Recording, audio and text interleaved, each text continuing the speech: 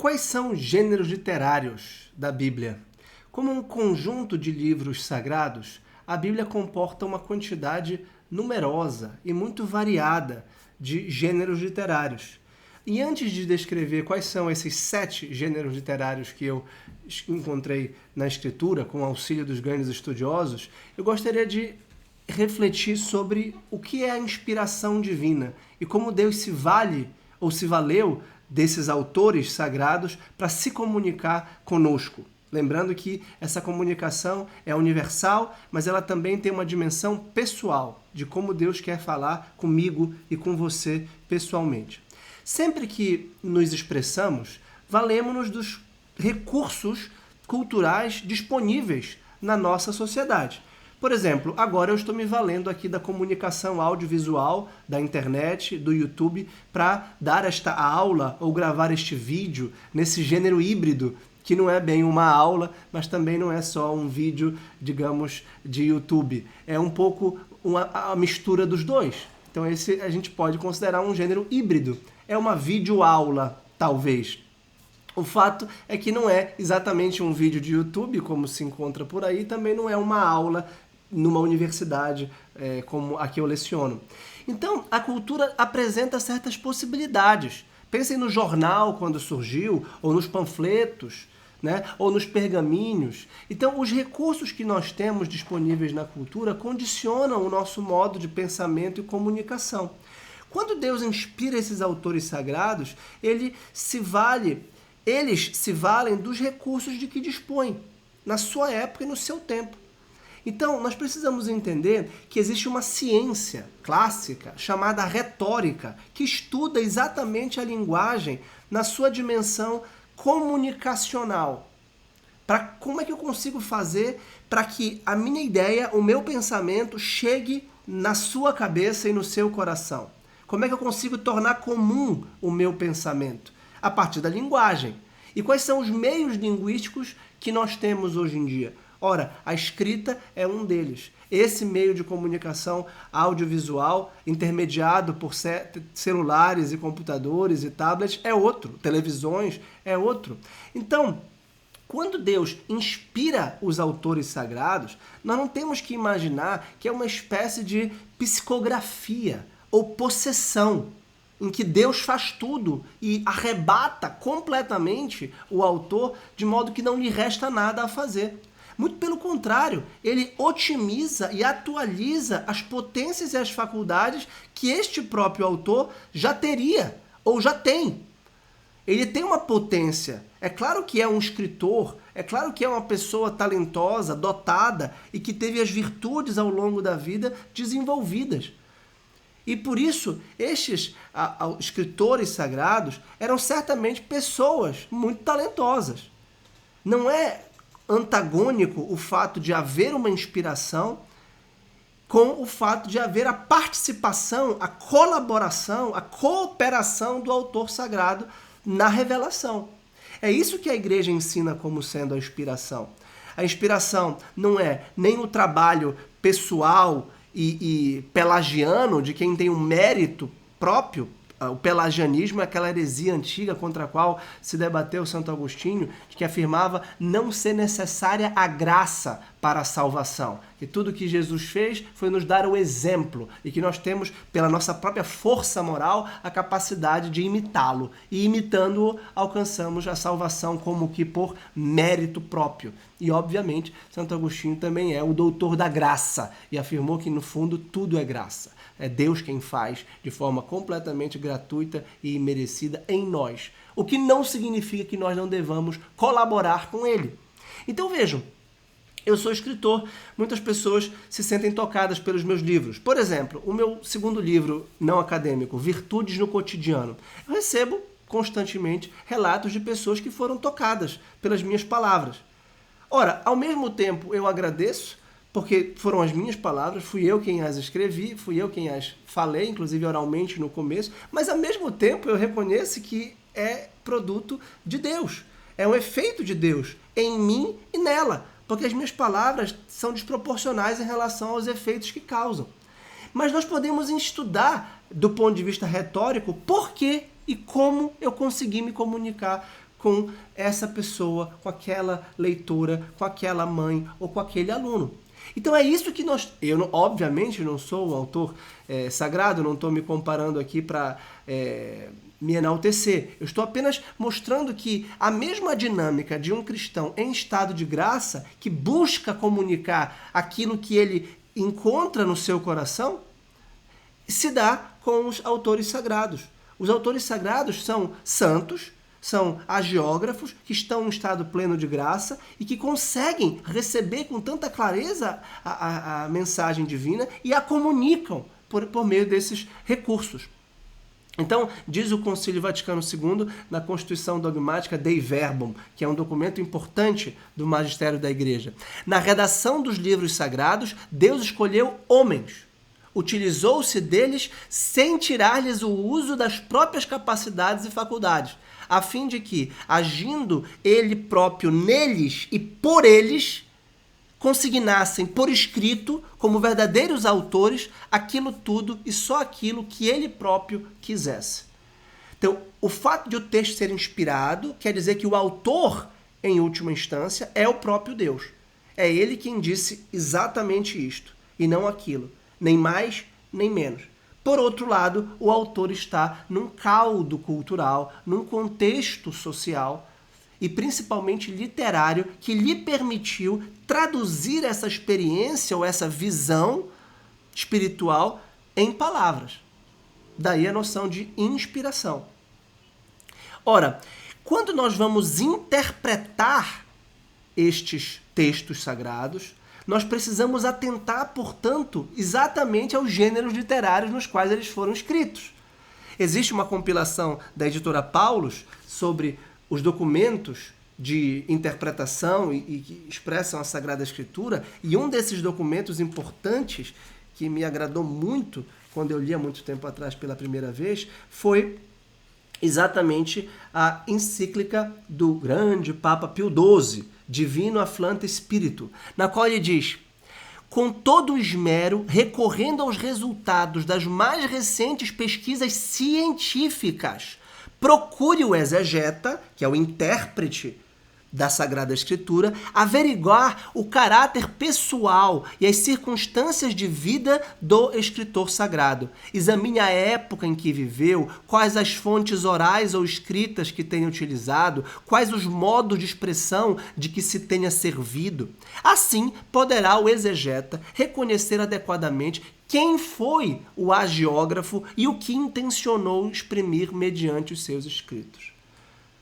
Ora, essa citação é maravilhosa para a gente ter a consciência de que no estudo da Sagrada Escritura nós precisamos, mais uma vez, da fé, abrir o nosso coração, iluminar a nossa inteligência para receber de Deus aquilo que ela quer nos comunicar e, ao mesmo tempo, a razão, isto é, o estudo.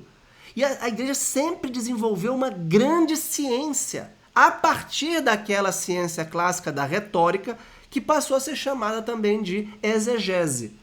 Ora, Santo Agostinho era um retórico, São Jerônimo era um retórico. Eles estudaram nas escolas antigas de retórica, estudaram literatura, o que nós chamaríamos hoje em dia mais ou menos de letras. Crítica literária, teoria literária, história literária. Todo o contexto social, mesmo econômico e cultural que permitiram o surgimento de grandes autores na antiguidade, como Platão e Aristóteles, como Homero. Então, o estudo do texto de Homero sempre foi a grande preocupação intelectual dos filósofos e dos retóricos gregos. Como é que, de repente, a gente tem um texto como a Ilíada? Como é que, de repente, a gente tem um texto como a Odisseia, que é uma obra-prima, que são obras extraordinárias, metrificadas, rimadas, cantadas, decoradas ao longo da história, por gerações e gerações de gregos, e depois os romanos tiveram alguém à altura, que foi Virgílio. Então, esses autores eram inspirados, entre aspas, pelas musas. Nós sabemos que são autores pagãos, nós não cremos que essas musas são porta-vozes de Deus. Muito pelo contrário. Essas musas enganavam, porque elas estão num contexto politeísta pagão. Né? Apolo e os deuses pagãos iluminavam, mas também mentiam. Inclusive, no começo de um grande livro de Hesíodo, que é outro grande poeta grego, o segundo ao lado de Homero, nos Trabalhos e nos Dias, se lê, as musas falam a verdade, mas também sabem enganar. Ora, você não pode ter fé em Hesíodo. Hesíodo não merece fé, porque Hesíodo é um poeta. É a imaginação dele, é a cabeça dele. E tem muita sabedoria em Hesíodo. Uma sabedoria que, inclusive, a gente encontra, de algum modo, no Eclesiastes. Por exemplo, os Trabalhos e os Dias fala de um trabalho fatigado, de um trabalho incansável, de um trabalho que é repetitivo. O Eclesiastes também tem essa sabedoria de que o trabalho exaure as energias do homem, que se não tiver um sentido superior, esse trabalho esgota, né? Então, a gente precisa entender que a crítica literária se desenvolveu muito a partir do século XIX. Eu trabalhei com o Benedito Nunes, que foi um crítico literário, e eu tenho uma experiência na crítica literária também, né, pelo meu estudo da filosofia, e que é um estudo de textos. Né? Você estudar, por exemplo, Platão, toda a tentativa de uma cronologia dos diálogos, como é que o mesmo autor escreveu todos estes textos, a fase da obra de Platão, o estilo literário do drama, que eram os diálogos socráticos. Então, tudo isso ajuda muito a compreender a filosofia. Ora, por que não devemos empregar os mesmos recursos, o mesmo cabedal de conhecimento técnico e científico da exegese e da hermenêutica bíblica para iluminar o texto da Sagrada Escritura, sem, com isso, secularizá-lo, sem tornar a Sagrada Escritura um texto como o de Hesíodo, ou de Homero, ou de Virgílio, ou de Platão, ou de Dante, ou de Shakespeare, pelo simples fato de que esses grandes gênios da humanidade, esses grandes autores, que merecem toda a nossa atenção, não são inspirados. Com a mesma atenção, ou melhor, com muito mais empenho, nós devemos usar a crítica literária bíblica. Por exemplo, este guia literário da Bíblia, secular, né? Organizado por estudiosos acadêmicos da língua anglo-americana, de língua inglesa, né? Tem uma série de intuições e de explicações que nos ajudam muito a entender o texto. É claro que alguns desses autores, porque são vários autores, claramente não têm fé. Claramente não veem o texto como inspirado e não partem das verdades últimas que eles revelam.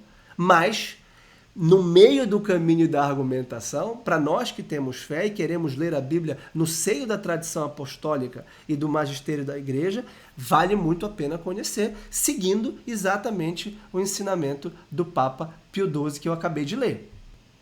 Portanto, ao considerar essa cooperação entre o escritor sagrado e Deus, o Espírito Santo, que o inspirou, nós podemos lembrar da dupla natureza de Cristo, que sendo plenamente Deus, é também plenamente homem, com duas naturezas indissociáveis, mas que não se confundem e não se misturam, como as minhas mãos poderiam estar coladas e eu consigo distinguir a mão direita da mão esquerda, mesmo que eu não pudesse separá-las.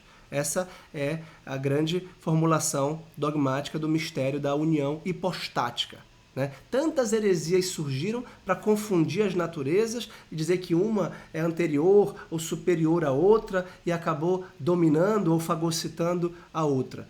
É como se ele fosse primeiramente Deus, que depois se tornado homem e deixar de ser Deus para ser homem, ou um homem que se tornou Deus e que é um homem divino e que é filho de Deus, mas não é Deus. Então todas as heresias cristológicas que povoaram a igreja nos seus primeiros séculos e que são renovadas e remoçam de vez em quando. Então a Bíblia é a palavra de Deus escrita para os homens e pelos homens. Isso nos leva a um critério claro de que nós não podemos nem ser místicos absolutos, de que a palavra de Deus é uma revelação e quando eu leio a palavra de Deus eu a interpreto de forma mística e ela passa a significar aquilo que o Espírito Santo me revela privadamente. Não. São Pedro dizia claramente, nenhuma passagem da Escritura é suscetível de ser interpretada de forma privada, pessoal, particular, né? Que é o princípio da heresia, quando eu quero interpretar a meu bel prazer a Escritura, ou, muito bem intencionado, aquilo que ela me mostra a mim, pessoalmente. Por outro lado, nós não podemos ter em relação à Escritura uma interpretação racionalista, como aqui muitos desses autores têm, como se o texto fosse escrito só por homens, para homens daquele período, sem nenhuma transcendência, sem nenhuma força universal de comunicação com todo o gênero humano, o que só seria possível se o texto fosse, em última instância, escrito pelo próprio Deus, ou inspirado pelo próprio Deus. Então, depois disso, a gente pode refletir quais são esses gêneros literários. Tá? Eu elenquei aqui 7. Gêneros literários são artifícios da linguagem para se expressar. Eles dependem do assunto a ser transmitido. Eles dependem de um contexto e de um pretexto. Vejam só, todo texto tem um contexto social, cultural e comunicacional. Tá? Qual é o contexto da nossa comunicação agora? É o fato de que nós estamos conectados pela internet. Existe um aplicativo chamado YouTube que permite que certas pessoas subam os seus vídeos e que outras os assistam de forma gratuita. Que se inscrevam, que curtam, que compartilhem, que comentem, e com isso as pessoas podem, usando da sua liberdade de expressão, se comunicar. Basta você ter um celular, tá? Basta você ter conexão à internet, por dados ou Wi-Fi, e assistir aos canais de YouTube que você quiser. Este é o contexto. E qualquer um pode, tendo um e-mail, criar a sua conta, o seu perfil e postar estes vídeos. E qualquer um pode assisti-los. Ora, esse é o contexto básico. Liberdade de expressão, liberdade de comunicação, internet, acesso à tecnologia digital. Esse é o contexto da nossa comunicação agora. Tá? Não estou falando nada de abstrato, estou falando algo de concreto que está acontecendo nesse exato momento. Qual é o pretexto deste texto, desta comunicação? Ora, eu quero compartilhar com vocês o tesouro que eu descobri na Sagrada Escritura, no seio da Igreja Católica. E por isso eu estou gravando esses vídeos. Esse é o pretexto, é a intenção imediata, que pode haver outras, mas esta é a intenção imediata deste vídeo. E que tem um texto, que é o conteúdo do que eu estou falando. E os meios de comunicação. Neste caso é uma comunicação oral, na forma de uma aula, ou de um vídeo-aula. Esse gênero híbrido. Tá? Então, qual é o contexto da Bíblia? Muito variável. Muito variável ao longo dos seus 2, 3 mil anos de história. Desde o começo do mundo, na verdade. Se a gente for, por exemplo, pegar a Bíblia de Jerusalém, que traz uma cronologia, ela põe a narração da origem a 2 milhões de anos. Tá? Aqui está a Bíblia de Jerusalém, por exemplo, que é uma Bíblia exegética, que é uma Bíblia de estudo crítico, tem uma cronologia, e a origem do mundo está aqui no apêndice como sendo há 2 milhões de anos atrás.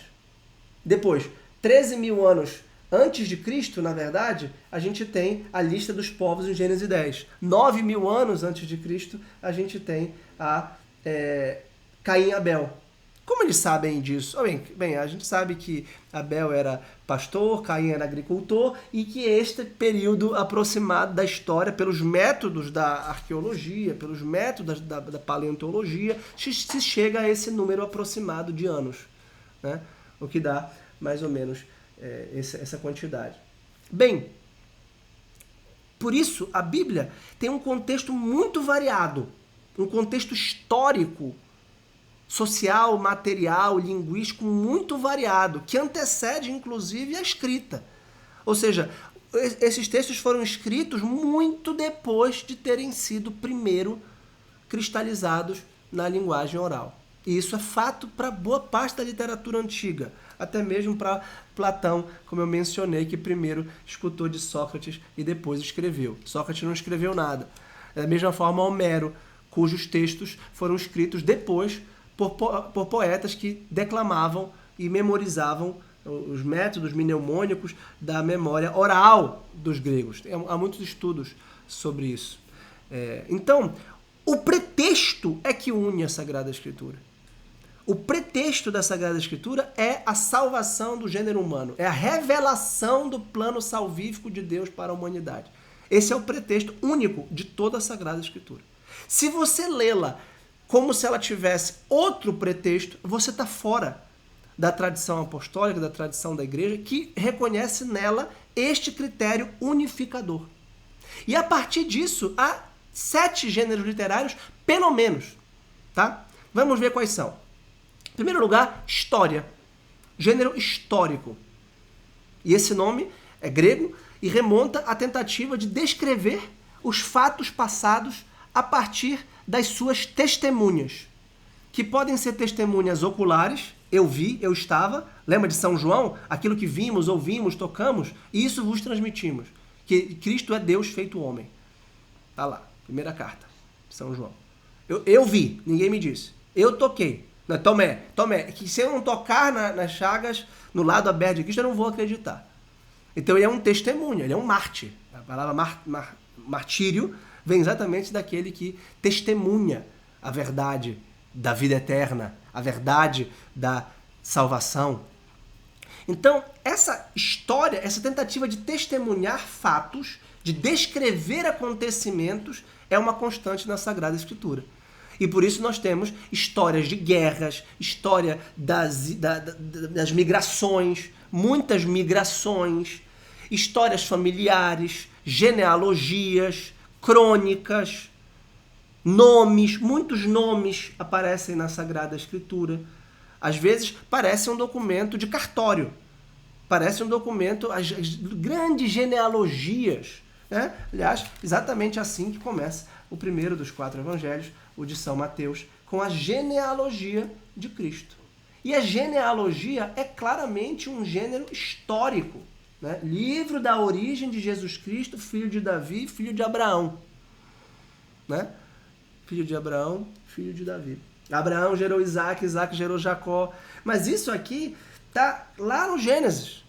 Todas essas árvores genealógicas.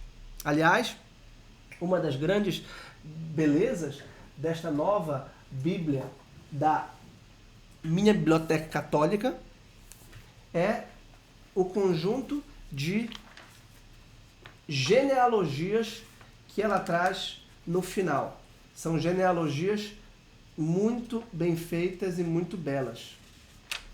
Exatamente porque eu vou gravar um vídeo mostrando especificamente esta Bíblia para vocês no momento oportuno. Os evangelhos têm esse gênero narrativo, esse gênero histórico. Os Atos dos Apóstolos também. Os evangelhos são uma espécie de biografia, como nós chamaremos hoje. Quem é Jesus, quem são os seus pais, quem são os seus amigos, o que ele fez, deixou de fazer, né? Então, o primeiro gênero é o gênero histórico, mas num sentido extremamente fluido, extremamente dúctil e flexível, porque não é uma história como nós lemos numa biografia qualquer. Eu sempre, quando ensino as Confissões de Santo Agostinho, que são uma biografia, uma autobiografia espiritual na forma de oração, totalmente bíblica, pautada na experiência que ele teve com a Sagrada Escritura, que é citada inúmeras vezes, incontáveis vezes, milhares de vezes, né, parafraseando a todo momento a Sagrada Escritura, é muito diferente de uma biografia histórica, como a do Peter Brown, do Santo Agostinho, que tenta reconstituir todos os anos da sua vida, e não os acontecimentos espirituais decisivos, né, como é o objetivo das confissões. Então, a história bíblica é a história da salvação, com os acontecimentos decisivos e com os significados espirituais deles. Por isso, a necessidade de ler, junto com o sentido literal, histórico, factual, o sentido espiritual. Seja o sentido alegórico, seja o sentido moral, seja o sentido anagógico, de elevação. Em segundo lugar, nós temos na Sagrada Escritura o gênero legal, normativo, de leis. Há muitas leis na Sagrada Escritura. Se você pegar, por exemplo, o livro do Levítico, você encontra exatamente uma série de prescrições, de proibições que Deus deu aos seus filhos. Fala aos israelitas, eu sou Yahvé, vosso Deus, não procedereis como se faz na terra do Egito, onde habitastes, não procedereis como se faz na terra de Canaã, para onde vos conduzo, não seguireis os seus estatutos, mas praticareis as minhas normas e guardareis os meus estatutos, e por eles vos conduzirei. Eu sou Yahvé, vosso Deus, guardareis os meus estatutos e as minhas normas. Quem os cumprir encontrará neles a vida. Eu sou Yahvé, nenhum de vós se aproximará de sua parenta próxima para descobrir a sua nudez. Proibindo o incesto. Então, há páginas e páginas de leis litúrgicas de como oferecer sacrifícios, como imolar os cordeiros, que dia, que horas, por quem, né? Isso é boa parte da revelação bíblica, é a revelação da lei divina, de modo que a própria Sagrada Escritura é também chamada de lei, né? Torá. E essa lei é exatamente não só o conjunto da revelação, que é normativa e que nos obriga e que nos leva à obediência, mas também o gênero normativo das leis, né? Um código legal. Em terceiro lugar, a profecia, né? O que é a profecia? O gênero da profecia se desenvolveu muito em Israel, né? Nós temos uma boa parte do Antigo Testamento dedicada aos livros proféticos. São 18 livros proféticos, dos quais se destacam os 4 chamados profetas maiores, né? Isaías, Jeremias, Ezequiel e Daniel, que escreveram muito e escreveram com muita profundidade. Uma profundidade extraordinária. Então é um gênero que exige, evidentemente, a leitura espiritual alegórica, moral e anagógica. Porque é o gênero próprio de falar das coisas muito elevadas. Não só a gente tende a pensar a profecia como aquilo que vai acontecer no futuro, mas essa é a primeira dimensão da profecia. A profecia também fala do que está acontecendo agora e do que sempre acontece, pela leitura espiritual alegórica. De Cristo que nasce, prega, morre, sofre, morre, ressuscita todos os dias. Aliás, esse é o sentido do ano litúrgico que acompanha a vida, morte, paixão, morte e ressurreição de Nosso Senhor. Esse aqui é mesmo no tempo comum. Mas não é isso que o Advento, depois o Natal, tempo comum, Quaresma, Páscoa, tempo comum, e as grandes festas dos santos, dos mártires, dos apóstolos, de Nossa Senhora, protagonista de toda esta história da salvação, faz. Então a profecia, que se encontra de maneira específica nesses livros proféticos e no livro do Apocalipse, que é o último do Antigo Testamento, também perpassa os outros gêneros. Porque nenhum livro, ou praticamente nenhum livro, tem um gênero único e exclusivo. Porque não havia na antiguidade esse tipo de divisão cartesiana entre os gêneros. Eu vou escrever um livro de história. São Lucas, por exemplo, no seu Evangelho e nos Atos dos Apóstolos, pretende fazer história. Ele diz, Teófilo, eu procurei me informar e perscrutar nas diversas fontes e fazer aqui um compilado o mais fidedigno possível ao que aconteceu com o Nosso Senhor. Né? Ele diz isso, assim que começa o Evangelho de São Lucas. No entanto, não quer dizer que não haja nele elementos de outros gêneros literários diferentes do que nós chamaríamos hoje de história, que é um gênero muito, que tende a ser muitas vezes seco, frio, objetivo, para ser científico, para ser fiel à história.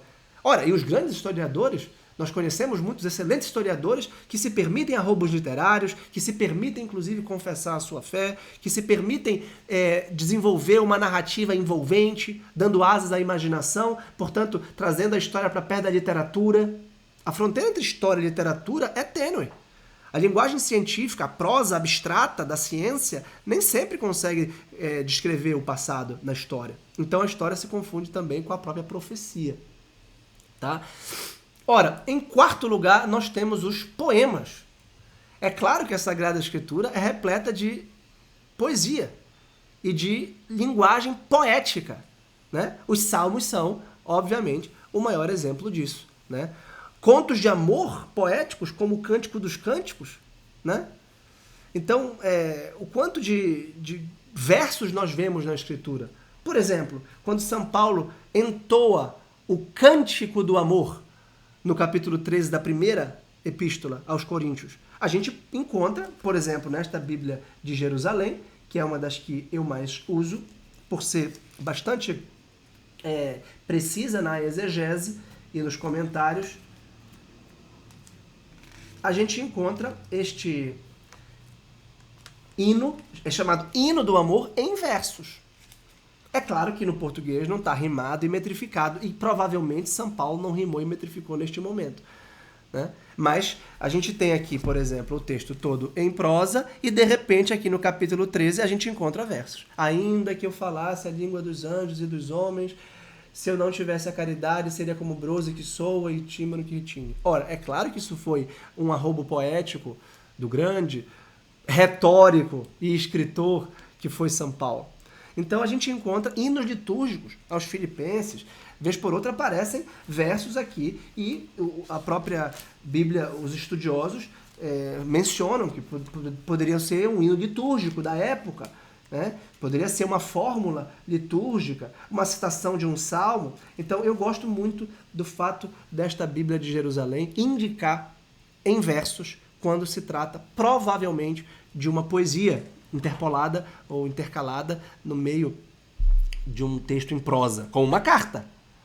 Porque a carta, esse é um dos gêneros principais, seria o último que eu ia falar, mas já estou adiantando, a carta do qual o grande expoente é São Paulo, né, que tem muitas cartas no Novo Testamento, é um gênero literário importante na Bíblia, né? Tanto as cartas destinadas às comunidades particulares, quanto as cartas católicas ou universais, né, sem destinatários precisos, como as de Pedro, Judas, Tiago e João.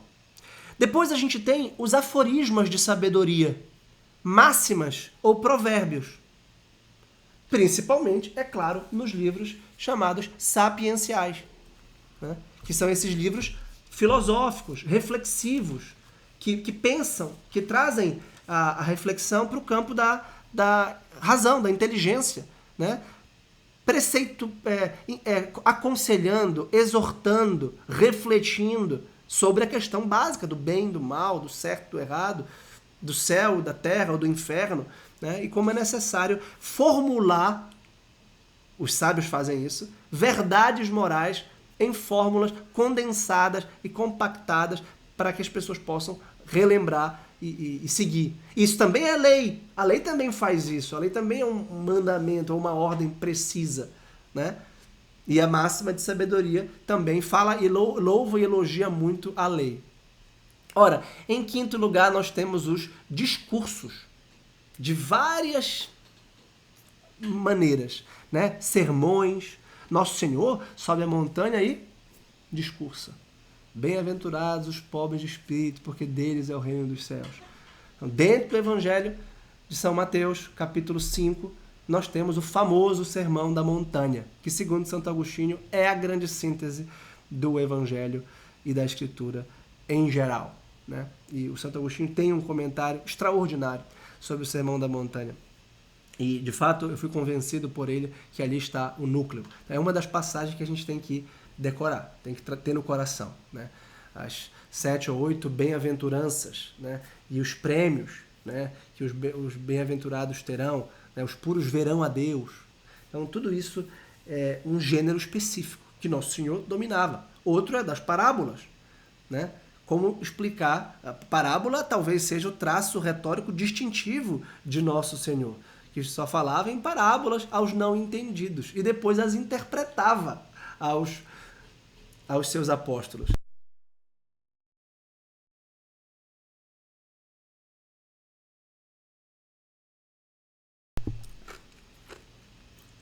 A minha preferida, por exemplo, é da semeadura, né? Uma parábola que nos explica boa parte da dinâmica espiritual, né? As parábolas da misericórdia, a parábola do filho pródigo, né? O quanto não nos ensina isto, o quanto Cristo não é reconhecido como o grande comunicador, exatamente por ter se valido de imagens, de exemplos, de analogias, de símbolos, de animais. Eis que vos envio como ovelha entre lobos, sede, porém, astutos, espertos ou prudentes como as serpentes e inocentes como as pombas. Ora, isso aqui já já dá pano para manga. Você imagina o quanto São Jerônimo não se debateu com essa passagem para interpretá-la. Os comentários de São Jerônimo são esse tipo de comentário que consegue aprofundar muito o sentido destas imagens a partir do Antigo Testamento, que ele conhecia tão bem, né? A Midrash, ou Midrash, eram as interpretações simbólicas e alegóricas que a própria escritura hebraica já fazia, né? A gente tem essa palavra e isso também pode ser considerado um gênero que eu coloquei aqui dentro do discurso, da explicação. Quando algum personagem, alguma pessoa vem e fala, e ensina, né? Em sexto lugar, as orações, que são um gênero. Vejam que esses gêneros são todos híbridos. Os salmos são orações, são invocações a Deus, são conversas com Deus, mas também são poesia, né? E podem contar uma história, como o exílio na Babilônia. Então, absolutamente normal que nós tenhamos história, poesia, oração, aforisma, uma lei, tudo junto. Num gênero que, à primeira vista, seria predominantemente poético. Salmo. Você reconhece a poesia pelos versos justapostos, né? E a gente perde isso na tradução, né? Isso aqui é fruto de dar inveja, entre aspas, aos hebreus que têm esses salmos na língua original e que podem desfrutá-los como tal, né? Que a gente que só sabe latim ou grego não tem como cantar, né? E encontrar. Por isso, uma das coisas que eu mais gosto de comparar, como vocês podem ver no vídeo sobre as edições da Bíblia da minha predileção ou da minha preferência, são os salmos, como os tradutores chegaram a versões poéticas dessas joias, dessa obra-prima da poesia, que é o Saltério. E a sétima forma é exatamente as cartas, mas já falei antecipadamente das cartas. Então, história, leis, profecia, poemas, aforismas de sabedoria, discursos, orações e cartas. Eu contei um a mais. História, leis, profecia, poemas, aforismas, discursos, orações, sim, e cartas. São 8. Então, esses 8 gêneros, tinha dito 7, é muito difícil chegar a uma lista fechada apenas de forma didática, porque consultando os estudiosos e os exegetas, cheguei a 15 gêneros que eu fui justapondo e classificando aqui. Cada gênero tem a sua forma de interpretação própria. Não se pode interpretar a Bíblia ao pé da letra, ou seja, não se pode prender na interpretação literal. Mas você não falou, professor, em outro vídeo que o sentido literal é o primeiro, porque Santo Tomás falou que o primeiro sentido é o literal? Eu falei, sim, acontece que a letra de cada gênero é escrita de forma diferente e com uma função diferente. Ou seja, você não pode interpretar um texto apocalíptico como o de São João de forma literal, porque ele não está sendo escrito como um livro histórico, como uma narrativa. É preciso encontrar o sentido do próprio texto, literalmente. Então ele é literalmente simbólico. Ele já é um símbolo, né? Quando Jesus fala, eu sou a porta, é óbvio que isso é uma metáfora. Então interpretá-lo literalmente é interpretá-lo como metáfora. É diferente quando ele diz, eu sou o pão. Porque aqui tem uma interpretação literal muito importante, que é o da Eucaristia. E ele reforça que é o pão que deve ser comido, mastigado e assimilado. No famoso discurso na sinagoga de Cafarnaum, no Evangelho segundo São João. Então a gente precisa entender esses sentidos, esses gêneros e compreender o sentido literal e espiritual a partir da nossa capacidade. Se você quiser aprofundar todos esses conhecimentos e receber e-mails semanais gratuitos, basta se inscrever aqui para que eu lhe mande semanalmente essas cartas bíblicas, cartas de reflexão das minhas leituras bíblicas. Muito obrigado e até a próxima.